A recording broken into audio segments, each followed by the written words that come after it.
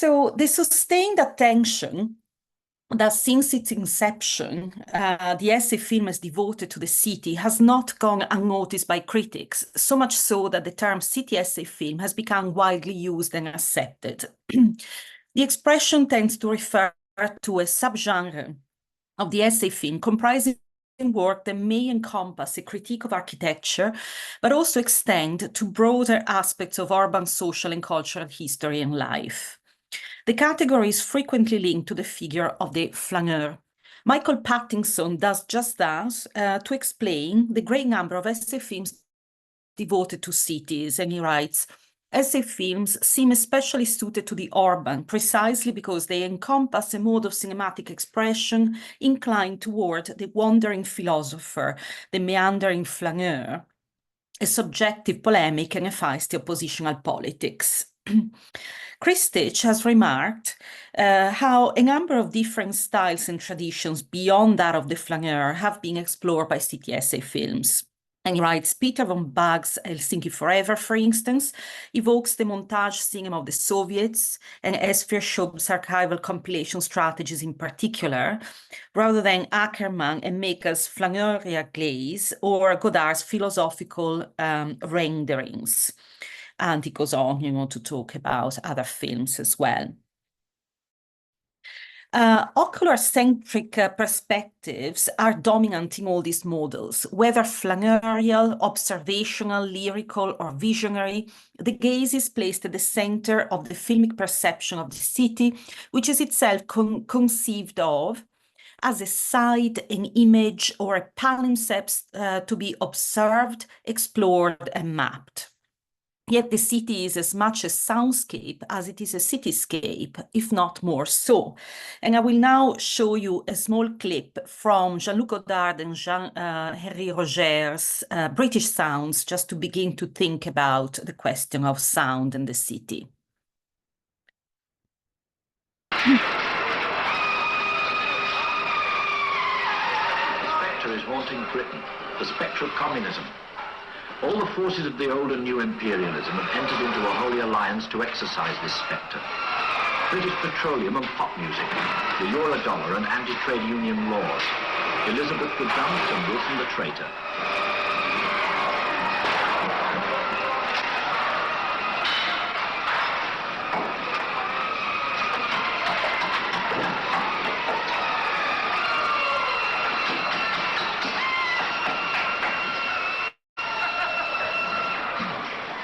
The bourgeoisie has destroyed all human relationships except those of naked self-interest and the callousness of cash on the line and the never-never.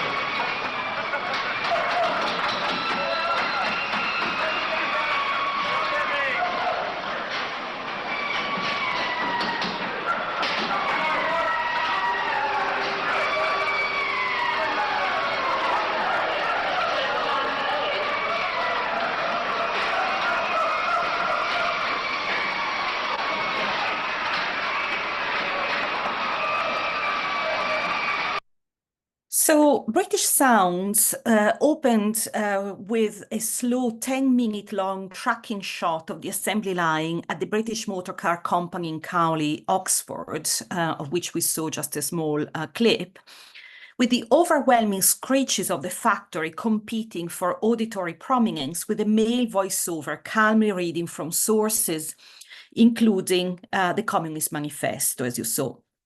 With this sequence, British Sounds highlighted 2 points with forceful clarity.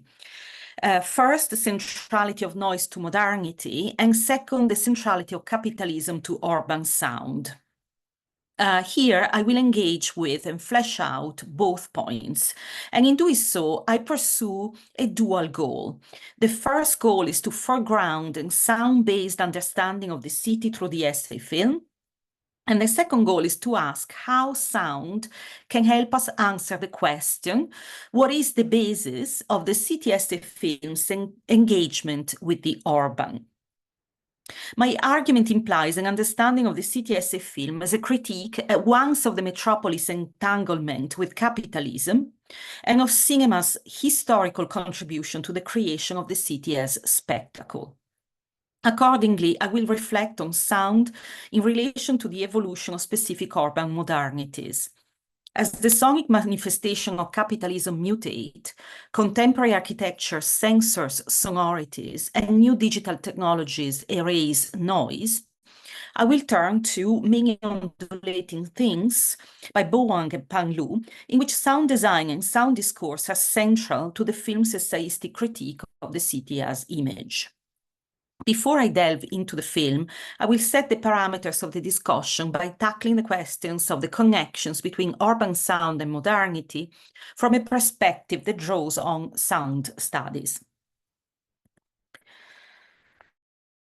Modernity was a period of escalation of both urban noise and sound awareness. In her study of 19th century Paris, Aimé Boutin, arguing for an oral rather than a visual conception of modernity, has used the accounts of foreign tourists, visiting scholars, and migrants from the French provinces to demonstrate the centrality of street noise, particularly peddlers' cries, to the experience of the modern city. As Boutin has written, urban renewal in 19th century Paris did not mark the beginning of a period of diminution of sound, but rather it was a time of increasing awareness of and emphasis on noise.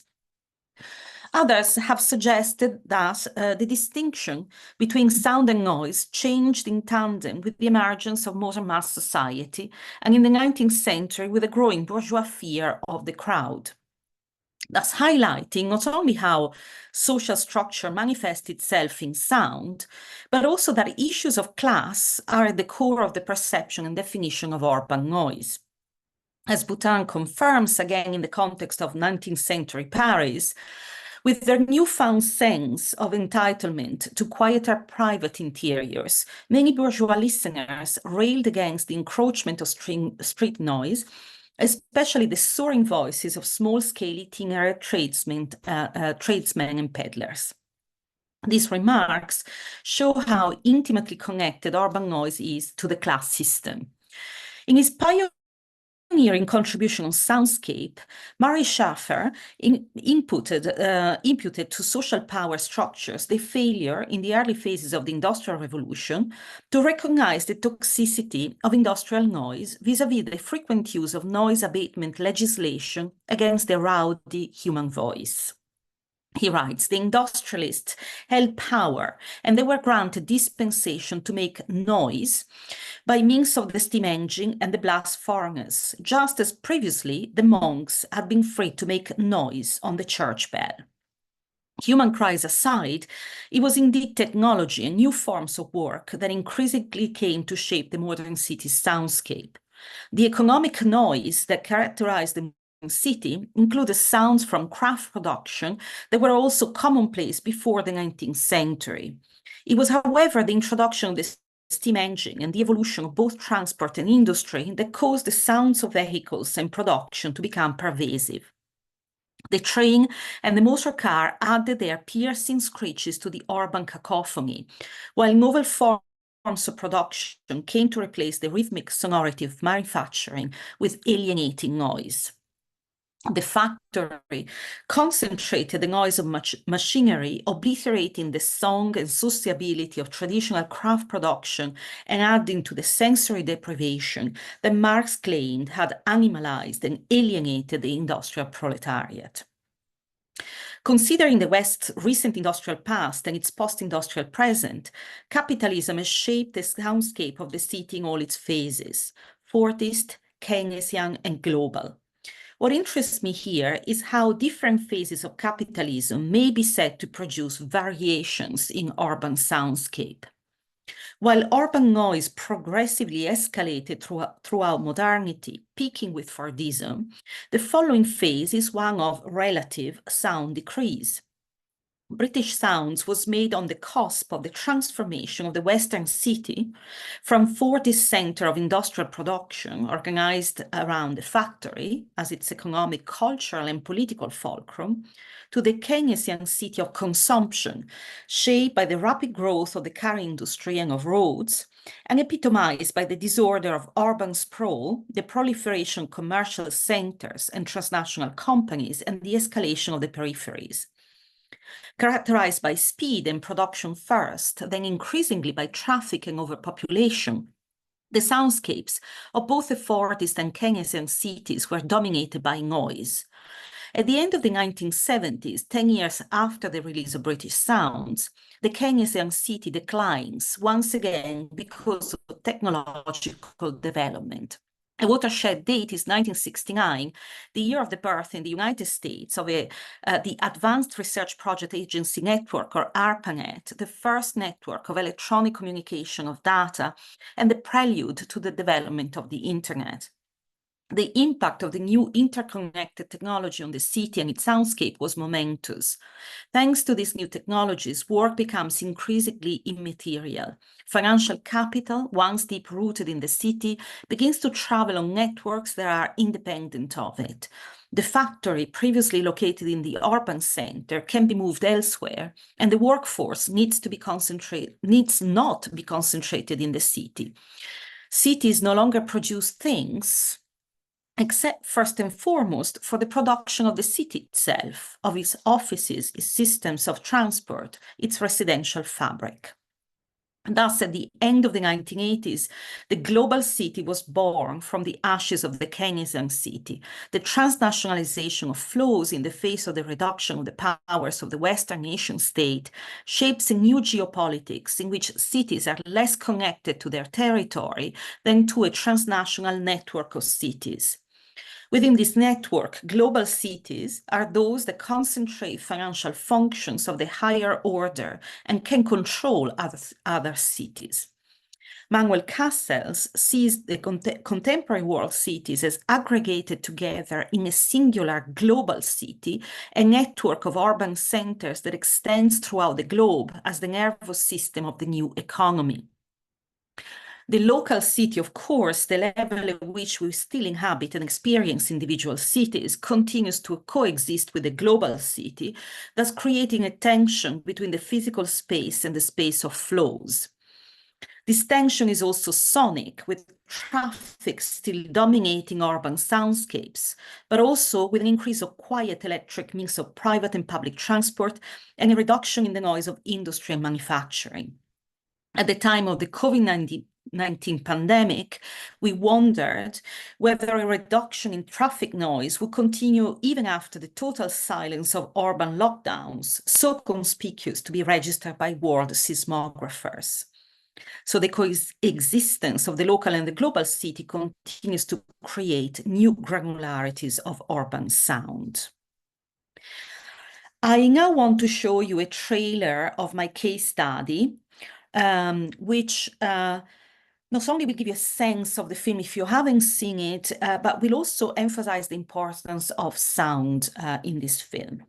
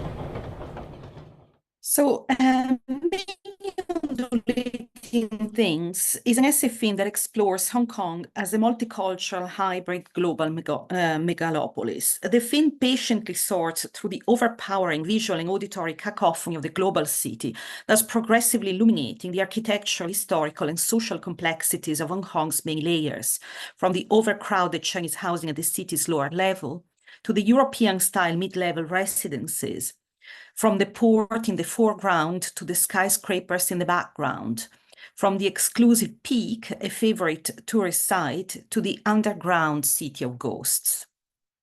Tracking through space and time the ripples of imperialism, colonialism, and modernization, and disassembling the city into its constitutive elements of water, air, metal, and earth, Many Undulating Things carries out a geopolitical critique that shows how our materialities are always ideologically, economically, and historically inflected.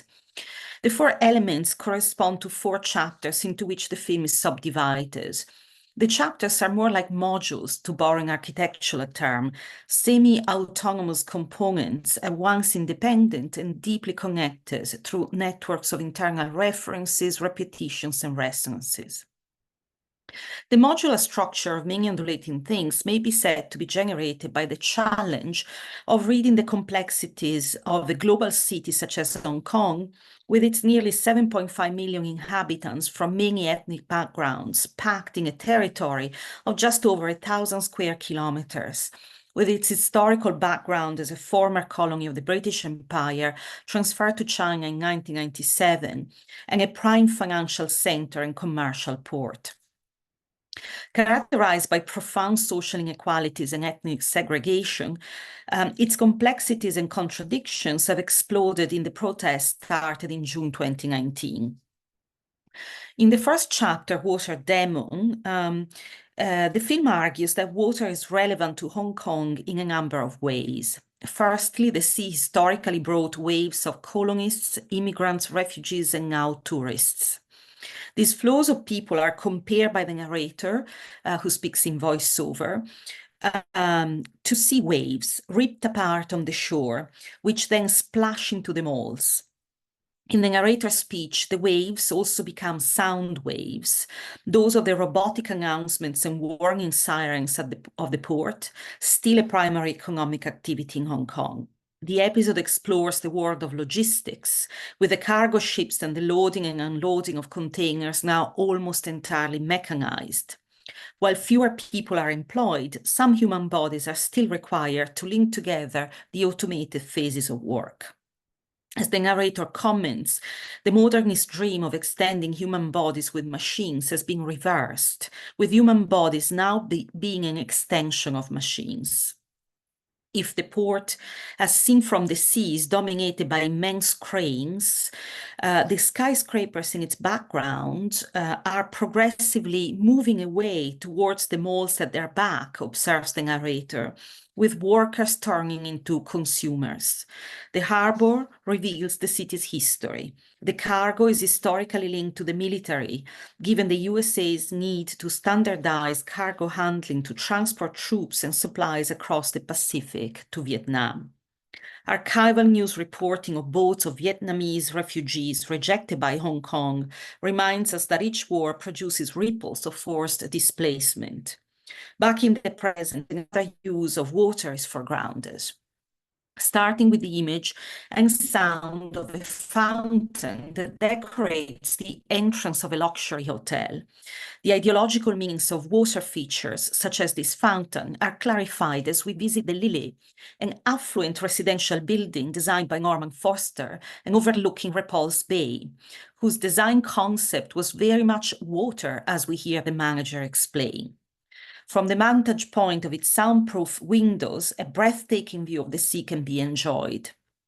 The building's water features and skylight pool produce a rippling, soothing effect, so creating an audio-analgesic sound wall, which is an acoustic demonstration of power, to use an expression of Wiesmann.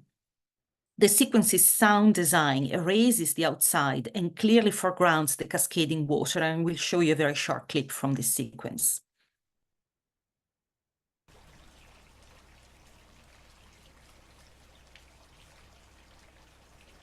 the significance of water translates to money. And I think with the site and how it sits, it actually captures the currents coming in. So the money comes in, and if you've actually noticed, when you're inside the apartments, from the back views, there's a hillside. So it's the pocket, right? It's the money coming in, and the money not going out, but staying in the well as it collects in the bay. So, you know, much like the 109 story, you know, down the road, you have the hole in the wall with the dragons and to let the feng shui come in and balance. It's very much the same balance here. And I think Norman Foster gave it a lot of thought, because it's actually, the design concept was very much water.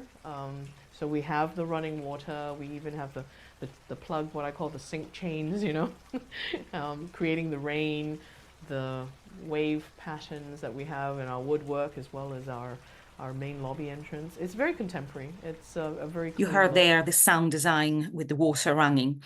The second chapter, Night Air, focuses on three main clusters of ideas and histories: the concept of miasma, seen in relation to the European colonization with its belief in its cultural superiority and deep-seated fears of impurity and contagion; the history of segregation and the layered vertical development of Hong Kong, with the Chinese housing contained within the city's lower level, the mid-level preserved for the Europeans with its better access to sunshine and ventilation, and the peak with its purer, lighter air; and the creation of the zoological and botanical gardens in 1864, one of a network of imperial botanical gardens, sending specimens back to Kew Gardens in London. If the narrator of the first module, the first chapter, came across as a wandering philosopher or a flaneur observing the city and its practices, the narrator of Night Air resembles a historian, I would claim, who collects data and works through dates, historical figures, and events. A diverse archive is drawn on in this episode, including still photography, a Hollywood film set in Hong Kong but shot in California, original British pathé footage, and contemporary interviews, while waves, the flows of tourists, and the mechanized work in the port were the defining sounds in the first chapter. The second is characterized by the whirring of fans, by fountains and hissing sprinklers creating ultrafine mists, and chemistry labs spinning funnels extracting liquids, altogether conjuring the sound of impure, noxious air. The sound design often exaggerates the noise of these machines, which are used to evoke not only humidity, but also images of European colonization and imperialism. The electronic noise music that introduces this excerpt compounds the somewhat sinister character of this chapter's soundscape, which is furthermore punctuated by the noise of trains conjuring movements to and from the colonies. The flows of people, plants, goods, and money generated by imperialism and commerce are further explored in the third chapter, Ferrovitrus, which identifies in iron and glass the primary matter of modernization, the development of the city and its deep imbrication with labor and with consumption. From the sealed glass boxes first created to transport plant samples from and between colonies, to the greenhouse-like Crystal Palace designed by Gardner architect Joseph Paxton for the Great Exhibition of London of 1851, the narrator here, speaking as a Benjaminian historian essayist, takes us to the urban arcades, fantasies of enclosed utopias that epitomize the modern city, and then to their contemporary outcome, the mall. The chapter thus charts the evolution of urban economic systems from the modern ferrovitrous colonial industrial city of the passages all the way to the spaces of the underground economy of global Hong Kong. Having opened with the noise of manual work produced by a welder crafting a miniature greenhouse, and having evoked the noise of trains and crowds, the music of the society of the spectacle, the music of consumption, as well as the electronic noise of screens of surveillance and of control, the chapter finally comes to its most distinctive sound, that of the muted sonorities of the new economy. A strikingly hushed sound image of the global flows of commodities, counterfeit goods, international communications, money and currency exchange is created in post-production by muffling the physical noise of people, movement and commerce, emphasizing the electronic beeps of money calculators and dialers, and superimposing a whispering voiceover. And we hear a clip now, or we watch and hear a clip. Samosa, lado, namkeen, pop, sandesh, chicken masala, lamb gyro, nasi goreng. He says curry makes air nostalgic.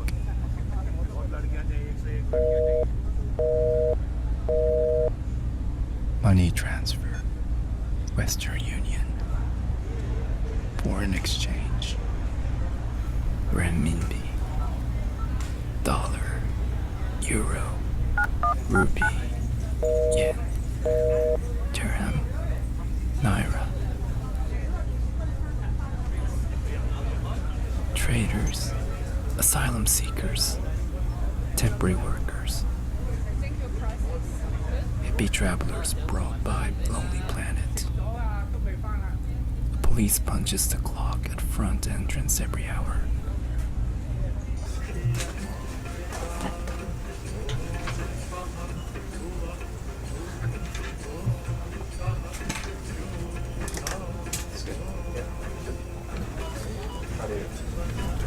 Philippine airline from Manila to Hong Kong.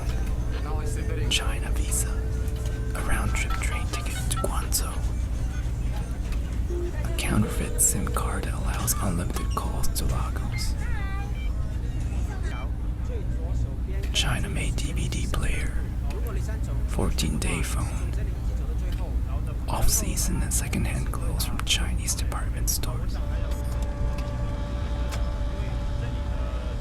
Rolex, Citizen, Swatch, copy and knockoff, offered in whispering. A copy is always lighter than original. The last chapter, Land, more closely explores the architectural structures of the city, from the inhumane housing cages where low-income earners are forced to live, to the multi-story public housing, to the shopping malls. Sound discourse is prominent also in this section. The lower-level cage homes are associated with the hubbub of the traffic, sirens, television screens, but also deep breathing and coughing due to the ill health of the low-income inhabitants. The off-screen voice of an actor responsible for the city's vertical development is a myth created by the British rulers to promote land speculation. The narrator now speaks like a city dweller who complains about hearing all kinds of sounds when he lies down to sleep. The sounds, drowned vibrations, voices are described as either the result of the poor construction standards of public housing or of the ghosts that inhabit the city. The site used to be a graveyard under Japanese occupation, or even of tinnitus, a malfunction of the middle ear that affects the narrator's balance.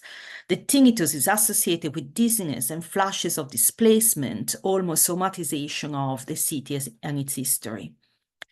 The narrator eventually realizes the voices he hears are those of the mall's escalators. Sorry, I didn't click.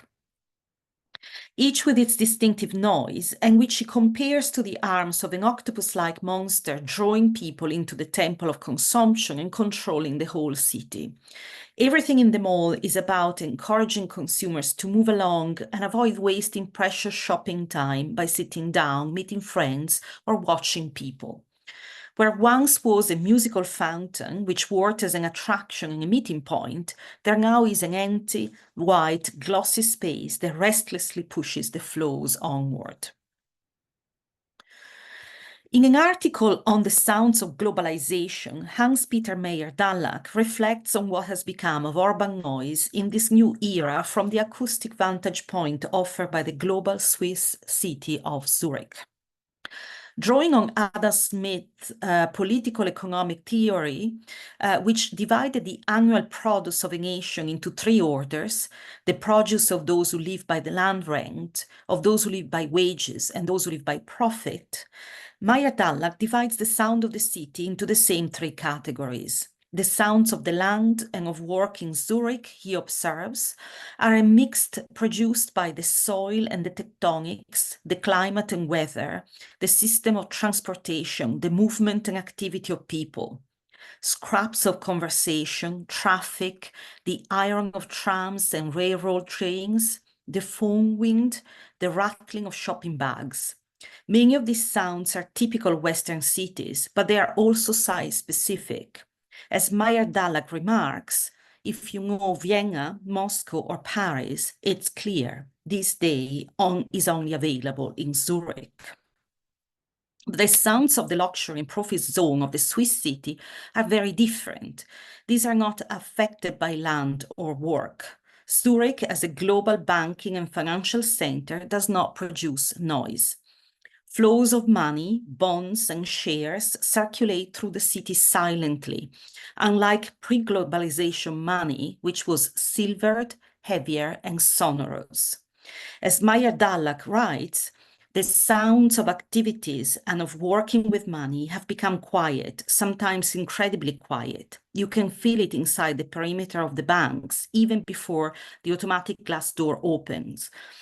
The money society loves silence. In the opening sequence of Many Undulating Things, shot at night from the water and framing at once the boat in traffic and the skyscrapers in the background, while listening to an audio mixing of sea waves, boat engines, loudspeakers, communications, passengers, tourists, and city noise, one has the distinct impression that this day is only available in Hong Kong.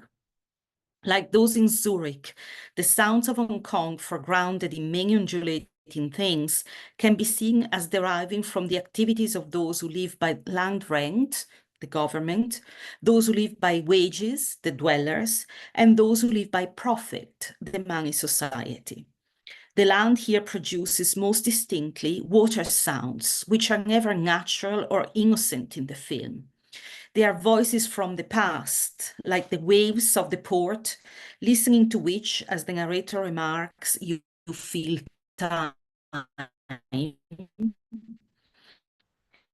history of imperialism, colonization, slavery, war, and economic and ethnic segregation, like the song of the water bridled by the rich, which masks the rowdiness rising up from the city's underbelly. The water features used in architecture's acoustic design, however, must be gentle and soothing, not overbearing, which is why the musical fountain has disappeared from Hong Kong's public spaces. The musical fountain is the opposite of muzak, where muzak is calming, inconspicuous, and occupies a sonic background, the musical fountain is attention-grabbing, thrilling, and ecstatic, and as such, it has been removed from the mall, where flows must be smoothly regulated. We hear the noise of work then, especially from the port, with its automated cranes, radio communications, clanking metal, running engines, and beeping electronic devices. The choreographed symphony of the technical sublime. The sounds of the profit zone of the global city, however, are hushed. The silent flow of global money that comes into the city is compared to the waves that enter the port and are trapped by the mountain. Interestingly, the film does not show the banks and centers of high finance. Rather, it affords us a sight and sound of the underground, but equally globalized economy of the so-called grey market and import-export of parallel goods, feeding on the movements of people and of counterfeit or cheaply produced or unauthorized goods. The relevant sequences are set in the 17-story tall Chongqing Mansion building, where Wong Kar-wai shot Chongqing Express. Completed in 1961 and formerly mostly occupied by Chinese residents, Chungking Mansion is located in the heart of Hong Kong's most expensive district, but is known as a sort of third-world enclave and hosts many low-budget hotels, shops and services such as money changing, as well as around 4,000 residents. A whole world in a building, the sequences in Chungking Mansion point to the interconnected economic status of the global city, which extends beyond high finance and banking services. They show us that the legal and illegal flows of capital, goods, and humans are its characterizing feature. From the perspective of a sound critique, then, they intimate that noise is linked not only to class, but to ethnicity too. In a city like Hong Kong, built on the principle of ethnic segregation, Chungking Mansion is a microcosm of linguistic diversity, the multicultural underbelly that is the obverse of the commonplace English of the affluent elites who live behind the sound wall. In their different ways, then, both Meyer-Dallach's analysis of the soundscape of Zurich and Many Undulating Things' sound discourse on Hong Kong may be said to elucidate how it is possible that concepts like globalization are understood to be hearable in relation to world or global cities. They both suggest that urban sound is a matter of class and ethnicity, and that each phase of capitalist modernity produces its own soundscape, with a descending arc from the noisiest Fordist soundscape to the silences of the global city. Ultimately, they suggest that sound is not a byproduct of urban modernity, but rather that urban modernity is sound. Thus far, my analysis of Many Undulating Things has aimed to show how the city essay film can use sound to critique specific urban modernities. What remains to do is to ask how thinking about sound can help us to better understand the city essay film as an object of theory. In an article on Chinese films of the 1990s and urban noise, Elena Pollacchi looks at the example of Wang Bing's 9-hour-long documentary West of Tracks, which charts the decommissioning of an industrial area in the Tiexi district over a 3-year period. Pollacchi argues that industrial noise provides the continuum against which the whole work unfolds, and notices that each of the film's 3 episodes ends in silence, thus marking the success of the dismantling process. Pollacchi connects the emphasis on sound in West of the Tracks and other urban Chinese film of the 1990s with the spread of digital filmmaking technology and the enhanced possibilities of location shooting it affords. If digital technology can help filmmakers to record sound live and reproduce it, the digital age is, however, also one of noise restriction and indeed noise suppression. Digital tools are increasingly used to correct and clear all noise, intended both in terms of unwanted sonorities and as image noise. The same suppression of noise is at work in contemporary architecture. As K.J. Dawson has written, buildings become more airtight and soundtight, while the outside environment of ever-increasing walls and concrete is a declining haven for sound quality. For Palasma, then, with modernity and postmodernity, architecture has lost touch with all human senses bar vision. For Palasma, sound is not only reduced, but indeed literally censored in our cities. And he writes, every city has its echo, which depends on the pattern and scale of its streets and the prevailing architectural styles and materials. The echo of a Renaissance city differs from that of a Baroque city, but our cities have lost their echo altogether. The wide open spaces of contemporary streets do not return sound, and the interior of today's buildings' echoes are absorbed and censored. The program recorded music of shopping malls and public spaces eliminates the possibility of grasping the acoustic volume of space. Our ears have been blinded. While Palasma describes this as a regrettable state of the contemporary city resulting from the primacy of the ocular due to a certain evolution of modernity, a primacy that has turned architecture into an image, here I wish to draw out the unspoken political undertext of his observations. Commercial sounds are a key element of the urban soundscape, as we have seen, starting with Boutin's study of 19th century Paris. Replacing the peddler's cries in the 19th century city, an infinitely less brash and more subdued, decorous and suave, background music or muzak is the unmissable sonic accompaniment of our present-day retail experience. Muzak has been known since the early 1920s to have a positive, we could say, audio-analgesic impact on consumers by acting on their emotional states, thus providing a relaxed background to profit. With his remark on program-recorded music, Palasma laments not so much the consumerist manipulation produced by these artificial soundscapes, however, but the impossibility for the visitor of grasping the acoustic volume of space. Returning to my case study, I want to inject the politics back into Palasma's observations, while learning from his discussion of the flatness of contemporary architecture, of the city as surface and as spectacle, and of the impossibility of grasping the contemporary city's acoustic volume.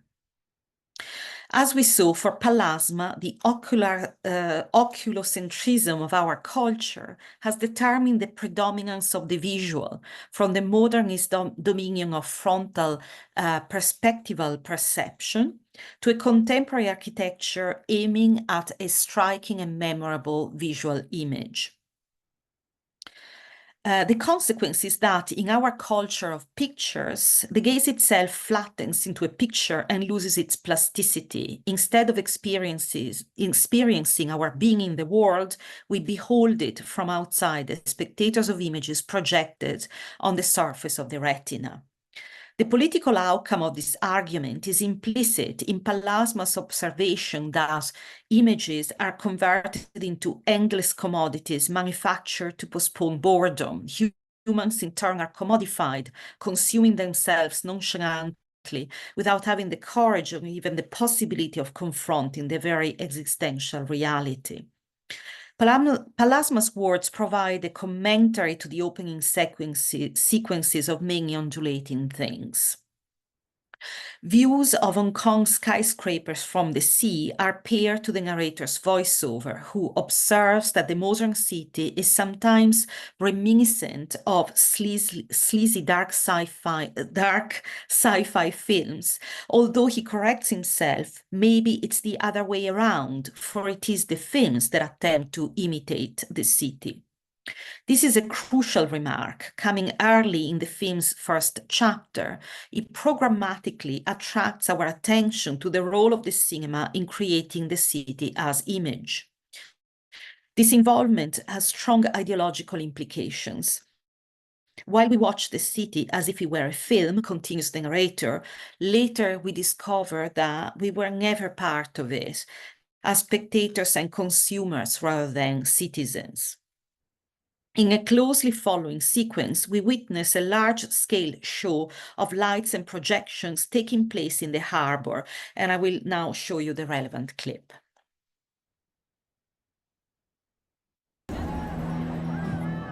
Sorry.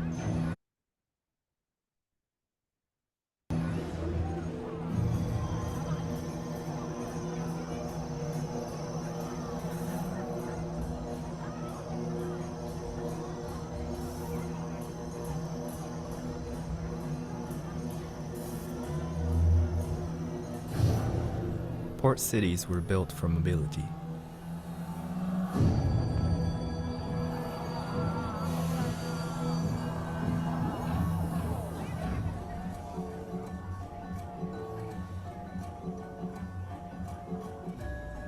In 1841, the British seized the Rocky Territory for its deep water bay and geographic location. Since then, It had been built by traders and bankers to accommodate the flows of goods and capital.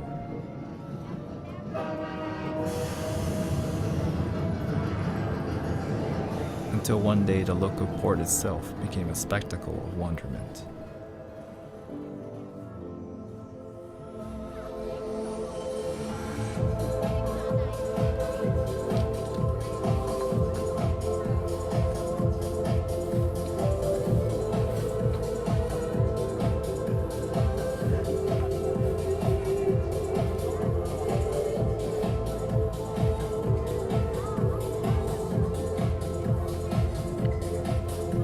The sequences hint at the historical development of Hong Kong, while also generally alluding to ideas of progress, movement, mechanization, migration, and modernity. Accompanied by loud music, these images suggest the ecstatic flatness of the cityscape, admired by awestruck spectators as a translucent surface that reconfigures the city as spectacle and commodity.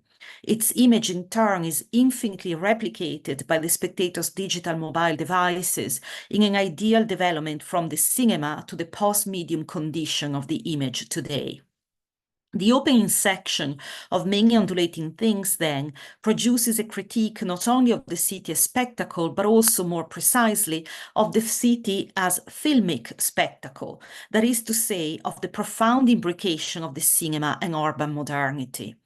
The show in the port gestures at the cinema's historical entanglement in processes of modernization, industrialization, and colonialism, through its contribution to the spread of a capitalist imaginary of global mobility and flows, exoticism and conquest, urbanization and mechanization.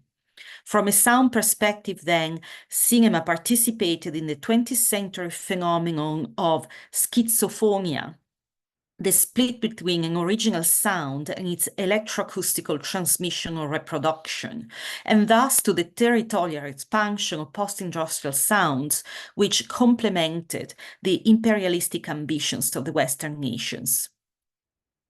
In order to critique the city, then, an essay film must all at once critique the cinema as productive of the image of the city. Many Undulating Things does so not only through the sequences I just described, but also throughout the film by incorporating several iconic images from film history celebrating modernity, the machine, and the urban, from those of trains entering stations to an excerpt of Man with a Movie Camera. The dissection by the narrator of a Hollywood drama romance such as Love is the Many Splendor Things, with its colonialist overtones, then clearly historicizes the role of the medium within imperialistic endeavors, and is paralleled by the critical inclusion of factual, documentary, and commercial film productions. For instance, British paté footage of exotic Far East gardens, but also Design for Dreaming, a 1956 promotional film for General Motors. Fashioned like a Hollywood musical, Design for Dreaming presents New York as a flat image and celebrates modernity as a dream of consumption. In his critique of architecture as image, Palasma lamented that in the layered contemporary urban transparency, we cannot hold the flow of images for analytic observation. A workable definition of the city essay film, I suggest, is that it engages with an analytic observation of urban phenomena that defies urban transparency and the flatness of the image of the city as spectacle. What my analysis of Many Undulating Things aim to reveal about the city essay film, then, is that its commitment to critiquing the city as surface necessarily also brings it to confront the cinema's own entanglement in that ideology. This implies a need, which is political and formal all at once, to disrupt the flatness of the image and the linearity of film. Sound, with its occupancy of space and production of depth, both sensory and argumentative, is one of the key tools by which the city essay film can do so. As Nora Alter writes, vision may have become complete, but sound retains the possibility for a different sort of expression. More specifically, with reference to the city essay film, Many Undulating Things uses both live recorded and post-produced sound to highlight meanings that are critical and disruptive of both the flatness of the urban spectacle and the hegemonic sound discourse in the city. At the same time, sound in this film works against the linearity of narrative cinema and its production of an ideological image of the city as spectacle. Many Undulating Things is thus revealing of the convergence of form and politics in the essay film when this applies itself to grasping and shaping the urban acoustic volume in all its resounding critical depths. Thank you very much for listening. I'll stop sharing the screen.